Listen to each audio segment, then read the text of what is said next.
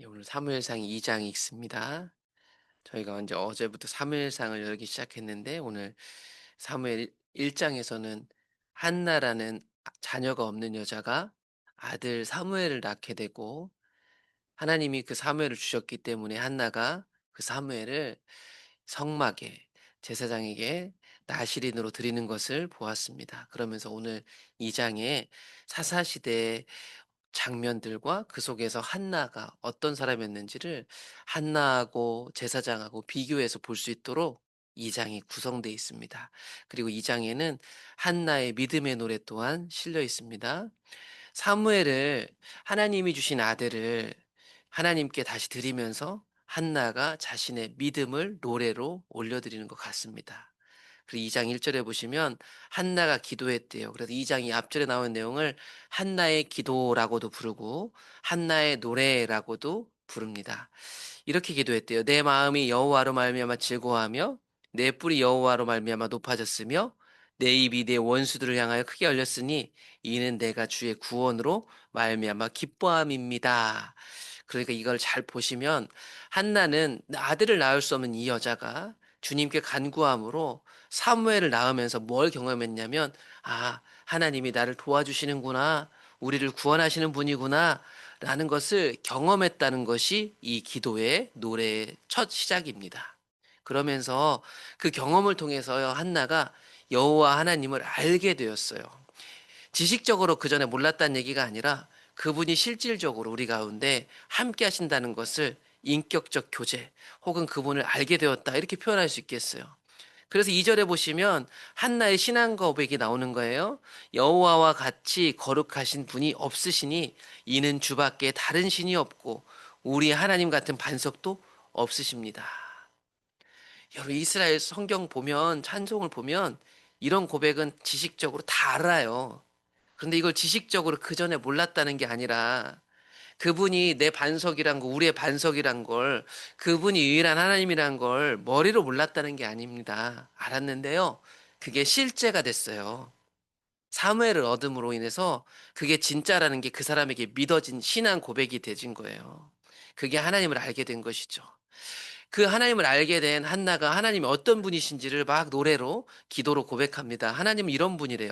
심히 교만한 말을 다시 하지 말 것이라 오만한 말을 너희 입에서 내지 말아라. 왜냐하면 여호와는 지식의 하나님이시라 행동을 달아보시는 하나님이다. 하나님이 어떤 분이신가 했더니 하나님은 모든 것을 다 아시는 분이다. 우리의 행동 동기까지도 다 아세요. 어떤 사람은 했는지 안 했는지 난 했잖아 이렇게 얘기할지 몰라도 하나님은 그 행동의 무게를 재서 볼 수 있는 분이죠. 마음 중심을 아시는 분이에요. 그러니까 하나님 앞에서 겸손해야 된다라고 한나가 말합니다. 용사의 활은 꺾이고 넘어진 자는 힘으로 띠를 띠도다. 풍족한 자들은 양식을 위하여서 품을 팔고 배고프던 자들이 다시 배고픔이 없도다. 전에 임신하지 못하던 자가 일곱을 낳고 많은 자녀를 둔 자가 쇠약해지도다. 여러분 잘 보시면 이게 상황이 역전되는 것을 말해요. 하나님은 어떤 분이신가?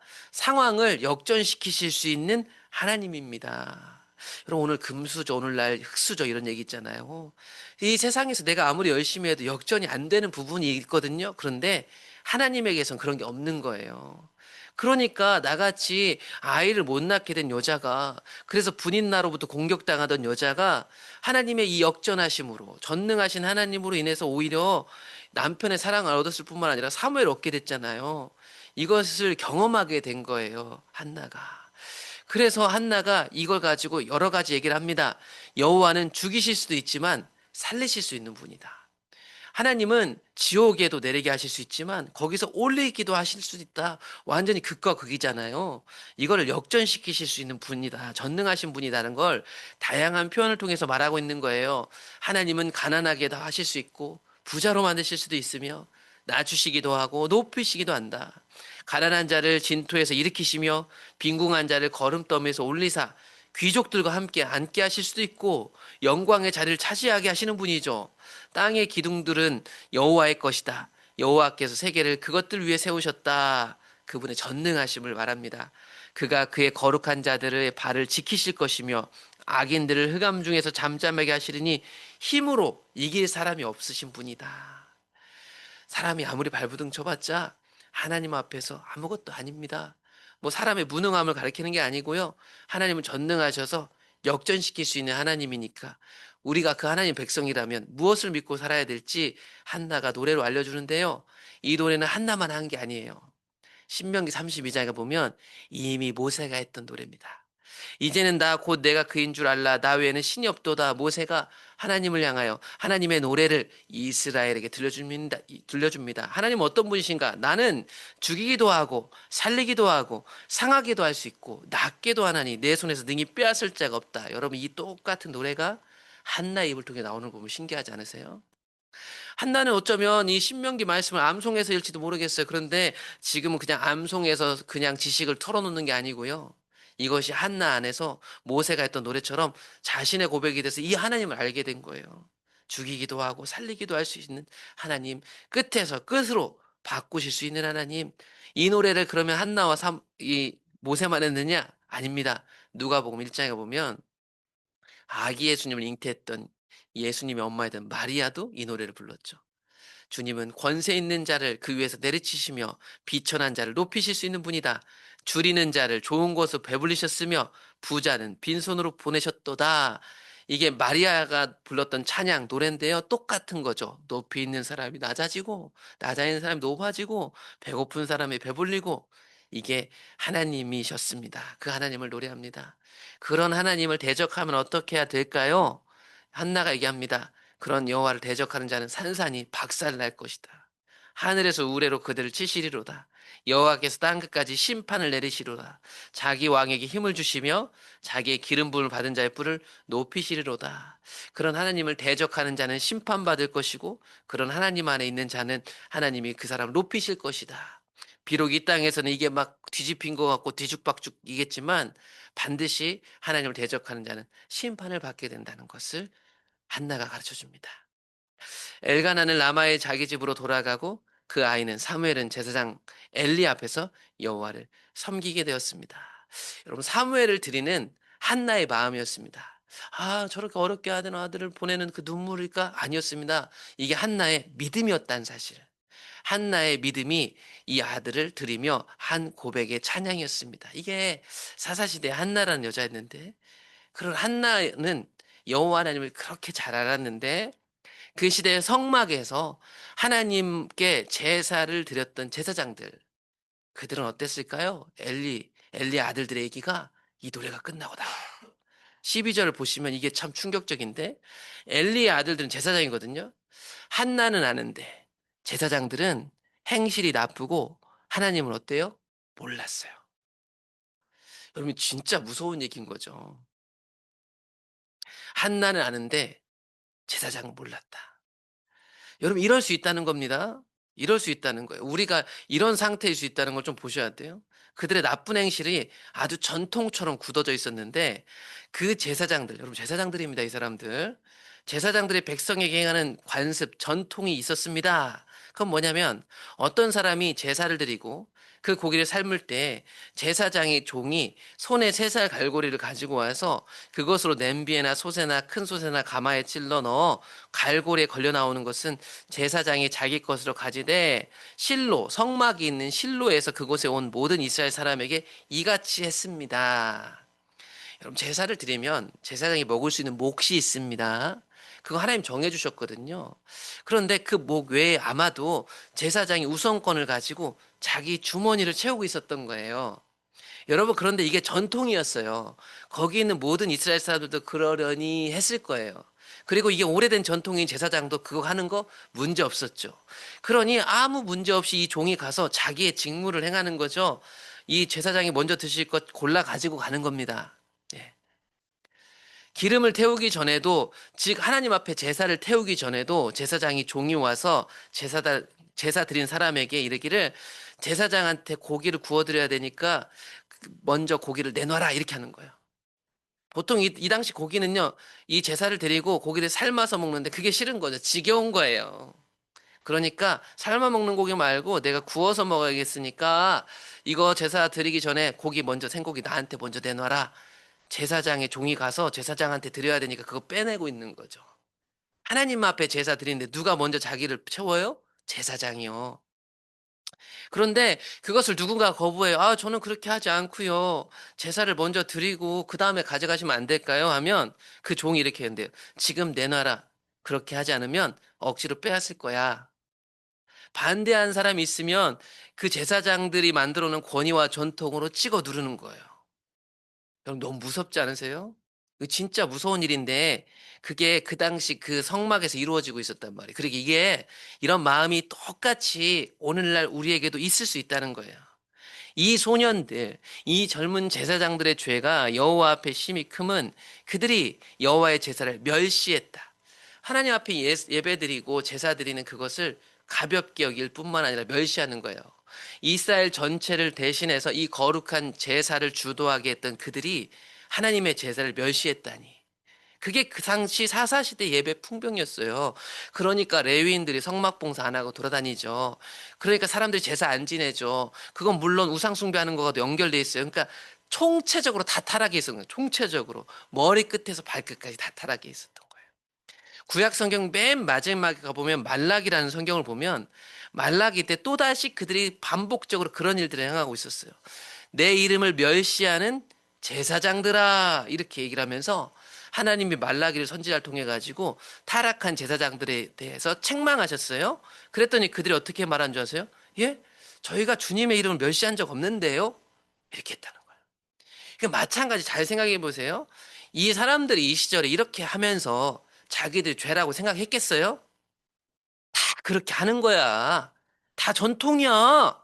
다 그렇게 하는 거라니까. 저 교회도 하고, 저 목사도 하고, 저 장로도 하고, 저 권사도 하던데. 여러분, 이게 일상화돼 있어가지고요. 죄책감 자체가 없어요. 그러니까 말라기 시대 때도요. 하나님이 선지자 보내갖고 제사장들에게 책망해도 무슨 소리야. 내가 이 제사를 위해서 새벽부터 나와서 얼마나 열심히 봉사하는데 전혀 멸시한다고 생각하지 않았다는 거죠. 반면에 그들과 비교해서 한나의 가정을 계속 보여줍니다. 사무엘은 어렸을 때 세마포 옷을 입고 여호와 앞에서 엘리 제사장 밑에서 이제 성막에서 그 사무엘이 그들 사이에 살고 있었어요. 그런 패역한 제사장들 사이에요. 사무엘이라는 하나님의 사람이 어릴 때 크고 있었단 말이죠. 그의 어머니가 매년 그 성막에 올라갈 때면 가족 상봉이 이루어져요. 엄마는 그 아들 입히려고 옷을 이렇게 1년 동안 만들어 갖고 올라갔대요. 엘리가 엘가나와 그의 아내 한나에게 축복하이르되 여호와께서 이 여인으로 말미암아 내게 다른 후사를 주사 이가 여호와께 간과에 얻어 바친 이 사무엘을 대신하여 하시기를 원하노라. 엘리 제사장이요 이 엘가나 가정을 축복합니다. 다른 상속자를 주셔가지고 괴롭지 않게 하기를 원하러 축복을 하니까 여호와께서 한나를 또 돌보셔가지고 그로 하여금 임신하여 세 아들과 두 딸을 더욱 낳게 하셨더라. 그리고 아이 사무엘은 하나님 앞에서 자라나더라. 하나님이 한나를 돌보시고 계셨어요. 자녀를 더 주셨죠. 그런데 이제 뒤에 가보면 오늘 안 나오겠지만 나중에 보세요. 이 엘리 가문의 아들들은 어떻게 되는지를 한번 잘 보세요. 누군가에게는 자식 없더니 한나에게 아들을 주시고 더 많은 자식들을 주는데 누군가의 가문은 몰락하고 죽임당하는 일들을 보게 되실 겁니다. 엘리와 그의 아들들 제사장들의 관계에 대해서 이렇게 마지막 부분에 설명하는데 엘리가 매우 늙었더니 그의 아들들이 온 이스라엘에게 행한 모든 일과 성막 하나님 만나 주시는 회막문에서 수종드는 여인들과 동침하였음을 들었더라. 엘리가 자기 아들들 제사장들이 어떤 일들을 하는지를 다 듣고 있었더래요. 어느 순간 그것을 확실히 알게 된 것 같아요. 그들에게 이르되 너희가 어찌하여 이런 일을 하느냐 너희의 악행을 이 모든 백성에게 듣노라. 여러분 이제 여기 귀에 들어올 정도면 아주 심각한 거죠. 내 아들들아 그리하지 말아라. 내게 들리는 소문이 좋지 아니하니라. 너희가 여호와의 백성으로 범죄하게 하는도다. 여러분 제사장이 제사 현장에서 이렇게 하는 일이 하나님 백성 전체를 범죄하게 하는 일입니다. 그래서 레위기 율법에 성막 봉사자들에 대해서 그렇게 엄격하게 법을 주셨던 거거든요. 그런데 이들이 얼굴 하나 변하지 않고 이런 일들을 행하고 있었던 겁니다.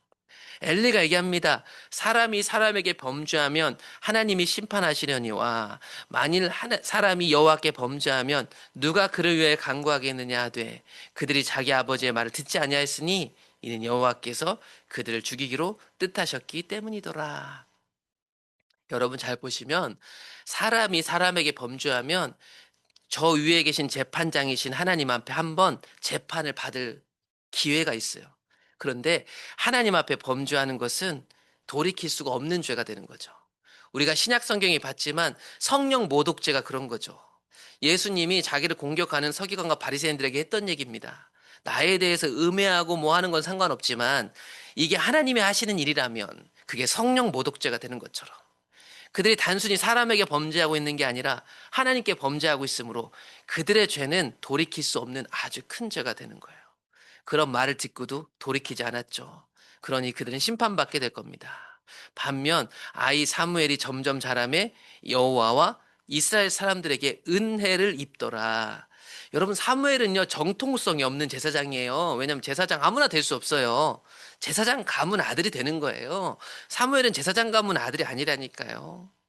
그런데 이 사람을 하나님이 제사장 가문에 보내셨어요. 이 사무엘이 자라면서 제사장으로 자라나고 있었어요.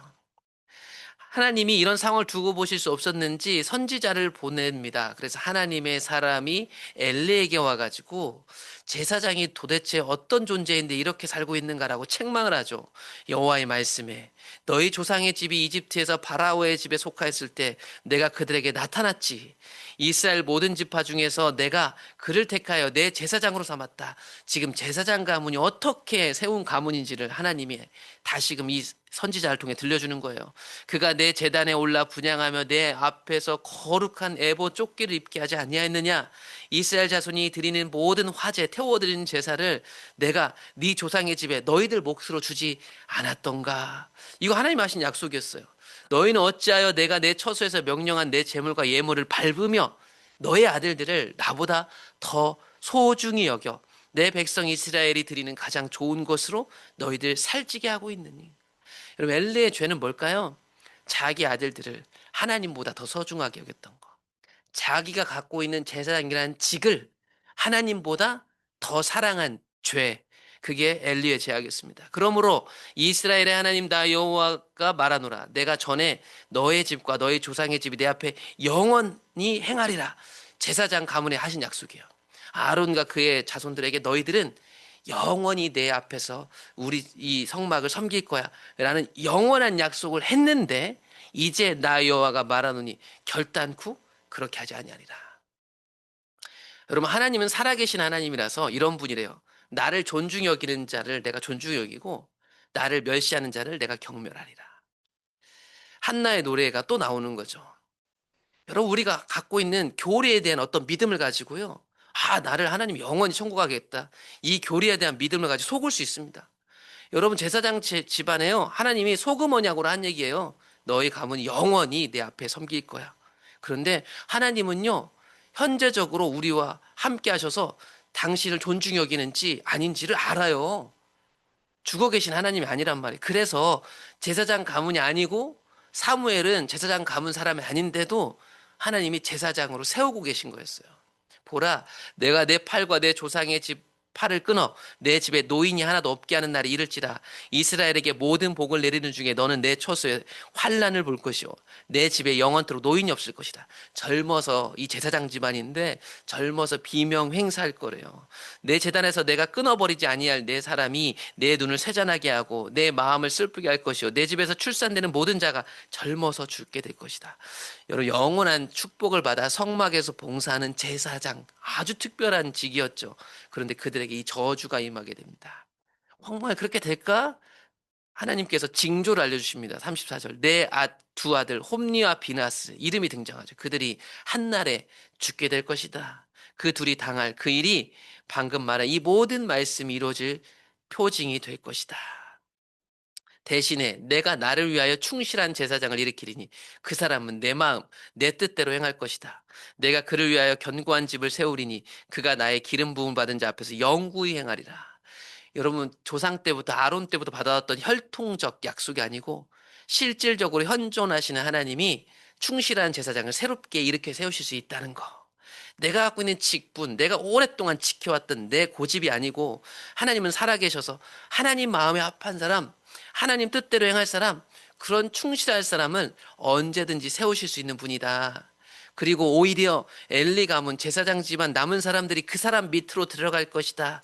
그에게 엎드려 내게 제사장의 직분 하나를 맡겨 내게 빵 조각을 먹게 하소서 하게 될 것이다. 여러분, 아론의 가문 제사장 사람들이 비주류에 있었던 정통이 없는 사람 밑에 들어가서 먹고 살게 될 것이다.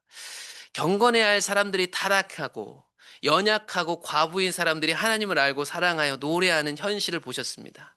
이게 사사시대의 죄악을 숨김없이 다 보여주셨습니다. 하나님께서. 성막 봉사의 책임자인 제사장이 타락했습니다. 하나님에 대하여 죄에 대하여 가장 민감해야 할 사람들이 둔감하여 온 이스라엘의 하나님 앞에 범죄하게 하였습니다. 그러니 과거의 제사장도 그랬고 오늘날 목회자고 교회 중직들이 타락하는 것 이상하게 여기지 마세요. 언제든지 하나님을 떠나간 타락한 사람들이 자신의 직을 위해서 얼마든지 저지를 수 있는 범죄입니다. 어렵게 아들을 얻은 한나는 오히려 그들과 상반되어 하나님 앞에 최고의 신앙 고백을 올려드리니 그것이 참 비교가 됩니다. 반면에 결국 엘리와 그 아들들은 심판받게 될 것이에요. 그리고 왜 심판받아 마땅한지 그동안 400여 년 동안 숨겨져 있었던 성막 안의 실체를 하나님이 오늘 다 꺼내서 보여주십니다. 그리고 그들이 선물로 받았던 제사장 가문의 정통성을 깨부시고 전혀 새로운 사람 사무엘을 준비하고 계셨습니다. 아론의 자손이 아닌 사무엘, 정통성이 없는 그 사람이 하나님 앞에 준비됨으로 아마 새 시대를 열게 되겠죠. 오늘 말씀을 한번 잘 묵상해 보십시오. 정말 무서운 얘기입니다. 더 무서운 건 뭔지 아세요? 이 이야기를 들었는데 이 이야기가 내 이야기로 들리지 않는다는 거.